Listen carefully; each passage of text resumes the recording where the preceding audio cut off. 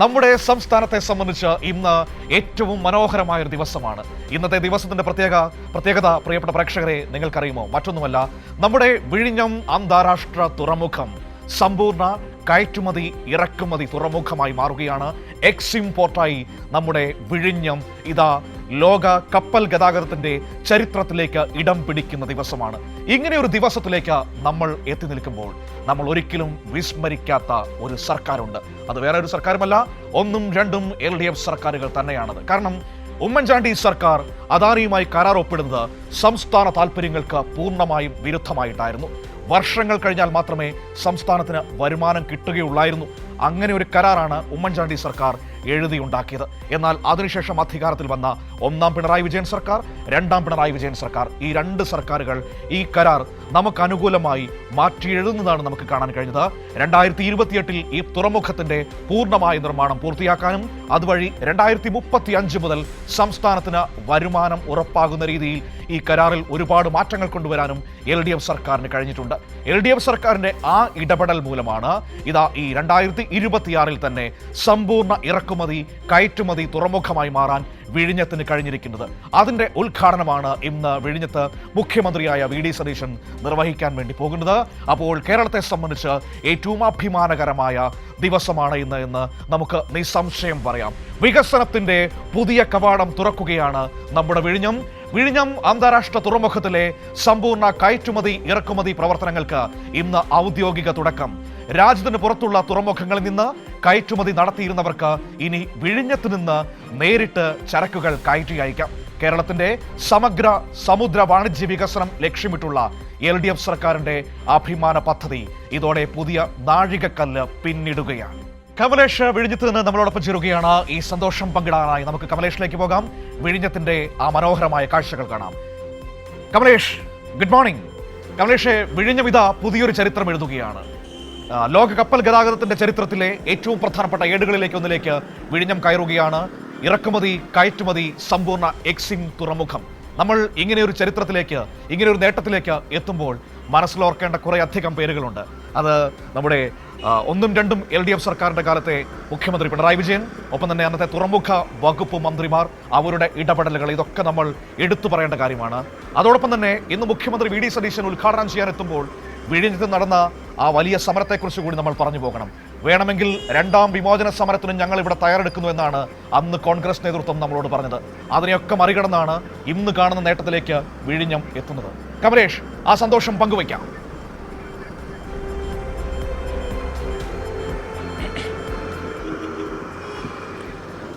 മനു, തീർച്ചയായും നമ്മൾ ഉദ്ദേശിച്ചതിന് വളരെ നേരത്തെ തന്നെ, അതായത് ഈ വിഴിഞ്ഞം തുറമുഖം എപ്പോൾ യാഥാർത്ഥ്യമാകും, അതിൻ്റെ മറ്റ് നടപടിക്രമങ്ങൾ പൂർണ്ണതോതിൽ അത് പ്രവർത്തന സജ്ജമാകുന്ന ഒരു സമയം, ഇക്കാര്യങ്ങളിലൊക്കെ ഉണ്ടാക്കിയിട്ടുള്ള കരാറിനേക്കാൾ എത്രയോ മുൻപ് തന്നെ ആ കാര്യങ്ങളെല്ലാം സാധ്യമാക്കുന്ന നിലയിലേക്കാണ് വിഴിഞ്ഞത്തിൻ്റെ ഇതുവരെയുള്ള പ്രവർത്തനങ്ങൾ പോയിട്ടുള്ളത്. മനു തന്നെ ആദ്യഘട്ടത്തിൽ സൂചിപ്പിച്ചതുപോലെ 2028 ഇത് പ്രവർത്തന സജ്ജമാവുകയും 2035 തന്നെ ഇതിൻ്റെ ലാഭവിഹിതം സംസ്ഥാന സർക്കാരിന് ലഭിക്കുകയും ചെയ്യുന്ന നിലയിലേക്കായിരുന്നു ഈ കാര്യങ്ങൾ പ്ലാൻ ചെയ്തിരുന്നത് LDF സർക്കാർ. പക്ഷേ അതിന് വളരെ വർഷങ്ങൾക്ക് മുൻപ് തന്നെ ഈ തുറമുഖത്തിൻ്റെ പ്രവർത്തനങ്ങൾ പൂർണ്ണമായും പ്രവർത്തന സജ്ജമാക്കാൻ കഴിയുന്ന നിലയിലേക്കുള്ള ഇടപെടൽ, ഇച്ഛാശക്തിയോടെയുള്ള ഇടപെടൽ കഴിഞ്ഞ LDF സർക്കാരുകൾ നടത്തി എന്നുള്ളതാണ് ഏറ്റവും പ്രധാനപ്പെട്ട കാര്യം. അതിൻ്റെ ഭാഗമായി തന്നെയാണ് വലിയ ഒരു വിജയമായി, അതായത് കേരളത്തിനും പൊതുവിൽ രാജ്യത്തിനും വലിയ ഒരു അഭിമാന പദ്ധതി എന്ന നിലയിലേക്ക് തന്നെ വിഴിഞ്ഞം തുറമുഖം മാറിപ്പോയിട്ടുള്ളത് എന്ന കാര്യത്തിൽ യാതൊരു തർക്കവുമില്ല. ഏതായാലും ഇന്നിപ്പോൾ മറ്റൊരു നാഴികക്കല്ലുകൂടി വിഴിഞ്ഞം പിന്നിടുകയാണ്. അതായത് ഈ എക്സിം പ്രവർത്തനങ്ങൾക്ക്, അതായത് എക്സ്പോർട്ട് ഇമ്പോർട്ട് പ്രവർത്തനങ്ങൾക്ക് കൂടി ഇന്ന് തുടക്കം കുറിക്കുകയാണ് എന്നതാണ് ഏറ്റവും പ്രധാനപ്പെട്ട കാര്യം. ആദ്യത്തെ ചരക്ക് കണ്ടെയ്നർ ഇന്ന് മുഖ്യമന്ത്രി VD സതീശൻ ഫ്ലാഗ് ഓഫ് ചെയ്യും. ഈ കാര്യങ്ങൾ പറഞ്ഞു വെക്കുമ്പോൾ നമ്മൾ മനസ്സിലാക്കേണ്ട ഏറ്റവും പ്രധാനപ്പെട്ട കാര്യങ്ങൾ എന്ന് പറയുന്നത് മനു സൂചിപ്പിച്ച നിരവധിയായ വിഷയങ്ങളുണ്ട്. ഇതിനകത്ത് നേരത്തെ ഉമ്മൻചാണ്ടി സർക്കാർ കൊണ്ടുവന്നിരുന്ന ഈ കരാറുമായി ബന്ധപ്പെട്ട് അത് പൂർണ്ണമായും അദാനി കമ്പനിക്ക് ലാഭമുണ്ടാക്കാൻ കഴിയുന്ന നിലയിലേക്ക്, സർക്കാരിന് യാതൊരു ഗുണവുമില്ലാത്ത നിലയിലേക്കുള്ള ഒരു കരാറായിരുന്നു അന്ന് UDF സർക്കാർ മുന്നോട്ട് വെച്ചത്. പക്ഷേ ആ കരാറിൽ തിരുത്തലുകൾ വേണം എന്ന് അന്ന് തന്നെ, കരാർ വേണ്ടെന്നോ വിഴിഞ്ഞം തുറമുഖം വേണ്ടെന്നോ അല്ല അന്നത്തെ LDF, പ്രതിപക്ഷത്തായിരുന്ന LDF ആവശ്യപ്പെട്ടിരുന്നത്. ആ കരാറിൽ സമൂലമായ തിരുത്തലുകൾ വേണം, അത് സർക്കാരിന് അനുകൂലമായി കൊണ്ടുവരാൻ കഴിയുന്ന നിലയിലേക്കുള്ള തിരുത്തലുകൾ ആ കരാറിനകത്ത് വേണം എന്ന ഒരു ആവശ്യമാണ് അന്ന് LDF മുന്നോട്ട് വെച്ചത്. അതിനുശേഷം വന്ന LDF സർക്കാർ, ഒന്നാം പിണറായി വിജയൻ സർക്കാരും രണ്ടാം പിണറായി വിജയൻ സർക്കാരും ഇതുമായി ബന്ധപ്പെട്ട് വളരെ മികവാർന്ന പ്രവർത്തനങ്ങൾ മുന്നോട്ട് വെച്ചു, മാതൃകാപരമായ പ്രവർത്തനങ്ങൾ മുന്നോട്ട് വെച്ചു. ഇതിൻ്റെ കരാറിൽ ഉൾപ്പെടെ സമൂലമായ മാറ്റം വരുത്തി പൂർണ്ണമായും സംസ്ഥാന സർക്കാരിന് ഇതിൽ ഒരു മേൽക്കൈ ഉണ്ടാകുന്ന നിലയിലേക്ക്, അല്ലെങ്കിൽ ഈ ലാഭവിഹിതം വളരെ പെട്ടെന്ന് തന്നെ സർക്കാരിന്, വളരെ കൂടുതൽ സർക്കാരിന് ലഭിക്കുന്ന നിലയിലേക്കുള്ള, അതായത് കേരളത്തിന് വേണ്ടിയുള്ളൊരു പദ്ധതിയായി ഇതിനെ മാറ്റി എന്ന് ചുരുക്കി പറയാൻ കഴിയും. ആ നിലയിലേക്കുള്ളൊരു ഇടപെടൽ കഴിഞ്ഞ ഇടത് സർക്കാരുകളുടെ കാലത്ത് ഉണ്ടായി എന്നുള്ളതാണ് ഏറ്റവും പ്രധാനപ്പെട്ട കാര്യം. അതിൻ്റെ ഭാഗമായി തന്നെ വളരെ നേരത്തെ നമുക്കിതിൻ്റെ ഒരു ലാഭമൊക്കെ സംസ്ഥാന സർക്കാരിന് ലഭിക്കുന്ന നിലയിലേക്കുള്ള അതിൻ്റെ കണക്കുകളൊക്കെ കഴിഞ്ഞ തുറമുഖ വകുപ്പ് മന്ത്രി VN വാസവൻ ആ കണക്കുകളൊക്കെ കഴിഞ്ഞ സർക്കാരിൻ്റെ കാലത്ത് വ്യക്തമാക്കുകയും ചെയ്തിട്ടുള്ളതാണ്. ഏതായാലും അത് ഒരു പടി കൂടി കടന്ന് മറ്റൊരു നാഴികക്കല്ല് പിന്നിടുകയാണ്.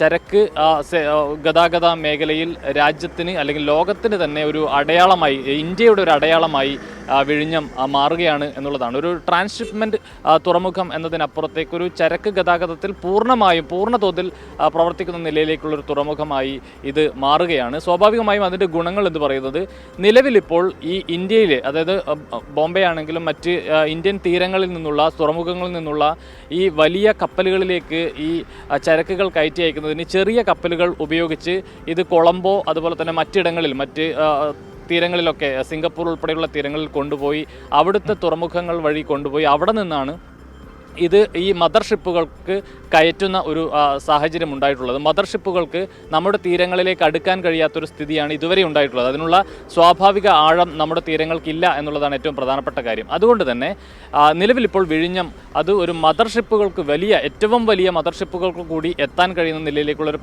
മദർ പോർട്ട് എന്നുള്ള നിലയിൽ തന്നെ ഒരു അംഗീകാരം വിഴിഞ്ഞത്തിനുണ്ട്. അതുകൊണ്ട് തന്നെ മറ്റ് ഈ മുംബൈ ഉൾപ്പെടെയുള്ള തുറമുഖങ്ങളിൽ നിന്നുൾപ്പെടെ ചെറു കപ്പലുകളിൽ സാധനങ്ങൾ കയറ്റി വിഴിഞ്ഞത്തെത്തിച്ച് ഇവിടെ നിന്ന് മദർഷിപ്പുകളിൽ കയറ്റി പുറത്തേക്ക് കൊണ്ടുപോകാൻ കഴിയുന്നത്. അതായത് ഇതിനു വേണ്ടി നമ്മൾ ഇത്രയും കാലം ആശ്രയിച്ചിരുന്നത് കൊളംബോ, സിംഗപ്പൂർ ഉൾപ്പെടെയുള്ള മറ്റ് തുറമുഖങ്ങളെയാണ്. ഇനിയിപ്പോൾ അതിൻ്റെ ആവശ്യമില്ല. നേരെ വിഴിഞ്ഞത്തേക്ക് വന്ന് വിഴിഞ്ഞത്ത് നിന്ന് മദർഷിപ്പുകൾ വഴി ഇത് മറ്റ് വിദേശ രാജ്യങ്ങളിലേക്ക് ചരക്ക് കൊണ്ടുപോകാൻ കഴിയുന്ന നിലയിലേക്കുള്ളൊരു പ്രവർത്തനങ്ങളാണ് ഇനിയിപ്പോൾ ഇവിടെ നടക്കുക എന്നുള്ളതാണ് ഏറ്റവും പ്രധാനപ്പെട്ട കാര്യം. ഏതായാലും വളരെ പ്രധാനപ്പെട്ട കേരളത്തെ, വിശേഷിച്ച് കേരളത്തിൻ്റെ സമുദ്ര വികസന, വാണിജ്യ, വ്യവസായ മേഖലകളിലെല്ലാം തന്നെ വലിയ കുതിപ്പുണ്ടാക്കുന്ന ഒരു പ്രവർത്തനങ്ങൾക്കാണ് നിലവിൽ വിഴിഞ്ഞം തുടക്കം കുറിച്ചിരിക്കുന്നത് എന്ന കാര്യത്തിൽ യാതൊരു തർക്കവുമില്ല. അതുപോലെ തന്നെ ഇന്നിപ്പോൾ ഈ കരമാർഗമുള്ള ചരക്ക് ഗതാഗതത്തിൻ്റെ ഉദ്ഘാടനം കൂടി, അതിൻ്റെ കണ്ടെയ്നർ ഷിപ്മെൻറ്റിൻ്റെ ഉദ്ഘാടനം കൂടി ഇന്ന് നടക്കുകയാണ് എന്നുള്ളത് പ്രധാനപ്പെട്ട കാര്യമാണ്. പക്ഷേ അതേസമയം ഈ ഔട്ടർ റിംഗ് റോഡ് ഉൾപ്പെടെയുള്ള കാര്യങ്ങളിൽ ഒരുപാട് മുന്നോട്ട് പോകാനുണ്ട്. കരമാർഗമുള്ള ഈ ചരക്ക് നീക്കത്തിന് കൂടി തുടക്കമാകുമ്പോൾ ഒരുപാട് കാര്യങ്ങളുണ്ടല്ലോ. കണക്ടിവിറ്റി, ദേശീയപാത കണക്ടിവിറ്റി അങ്ങോട്ടേക്ക് റെഡി ആയിട്ടുണ്ട്. പക്ഷേ ഔട്ടർ റിംഗ് റോഡ് പദ്ധതി ഇപ്പോൾ അനിശ്ചിതത്വത്തിൽ നിൽക്കുന്നതാണ് നമുക്ക് കാണാൻ കഴിയുന്നത്. അതോടൊപ്പം തന്നെയാണ് ബാലരാമപുരത്തേക്ക് ഈ അണ്ടർഗ്രൗണ്ട് തുരങ്കപാത ഉൾപ്പെടെയുള്ള റെയിൽവേ സംവിധാനത്തിനുള്ള സ്ഥലം ഏറ്റെടുക്കലിന് LDF സർക്കാരിന്റെ കാലത്ത് തുടക്കമായിരുന്നു. ഇതൊക്കെ പുതിയ സർക്കാർ അധികാരമേറ്റതിനു ശേഷം എങ്ങനെയാണ് മുന്നോട്ട് പോകുന്നത്? പഴയ വേഗത്തിൽ ഈ കാര്യങ്ങൾ ഇപ്പോൾ മുന്നോട്ട് പോകുന്നുണ്ടോ?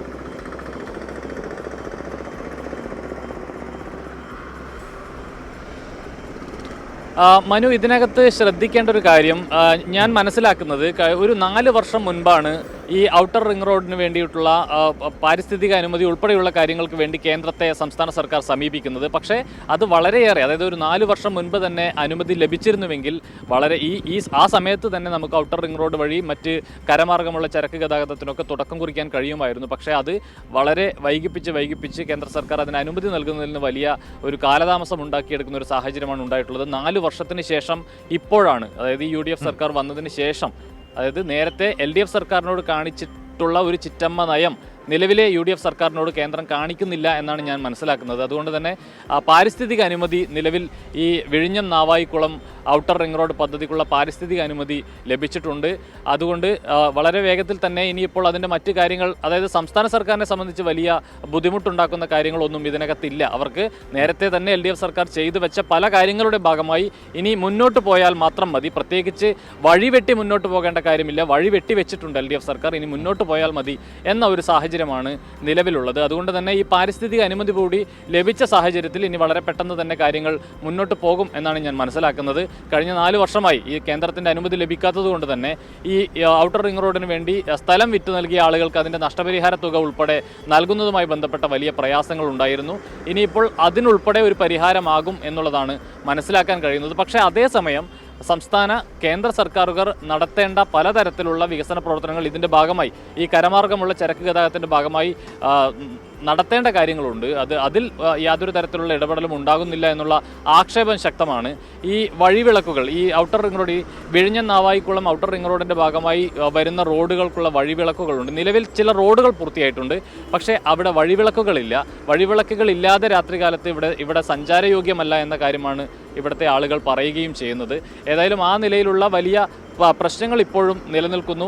ഈ നഷ്ടപരിഹാര തുക നൽകുന്നതുമായി ബന്ധപ്പെട്ട പ്രശ്നങ്ങളുണ്ട്. അതുപോലെ തന്നെ ഈ നേരത്തെ LDF സർക്കാർ കൊണ്ടുവന്ന വലിയ 2000 കോടിയുടെ വികസന പദ്ധതികളൊക്കെ ഉണ്ട്. അതൊക്കെ ഈ സർക്കാർ ഒരു കൃത്യമായി മുന്നോട്ട് കൊണ്ടുപോകാൻ തയ്യാറാകാതിരിക്കുന്നതോടുകൂടി ഈ സ്ഥലമേറ്റെടുക്കലിൻ്റെ കാര്യത്തിൽ ഉൾപ്പെടെ ഒരു കൃത്യമായ ഇടപെടൽ സർക്കാരിൻ്റെ ഭാഗത്തു നിന്നുണ്ടാകാത്ത ഒരു സാഹചര്യത്തിൽ ഈ മേഖലയിൽ, ഈ വിഴിഞ്ഞം മേഖലയിൽ ഉൾപ്പെടെ ഭൂമാഫിയയുടെ പ്രവർത്തനം സജീവമായി വരുന്നു എന്ന ഒരു ആക്ഷേപം കൂടി ഈ നാട്ടുകാർ മുന്നോട്ട് വെക്കുന്നുണ്ട്. അല്ലെങ്കിൽ പൊതുവെ അത്തരത്തിലുള്ള പരാതികളും ഉയർന്നു വരുന്നുണ്ട്.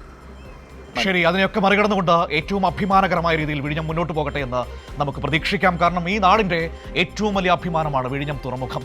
ആ രീതിയിലാണ് കഴിഞ്ഞ 1ഉം 2ഉം LDF സർക്കാരുകൾ ആ പദ്ധതിയെ മുന്നോട്ട് കൊണ്ടുപോയത്.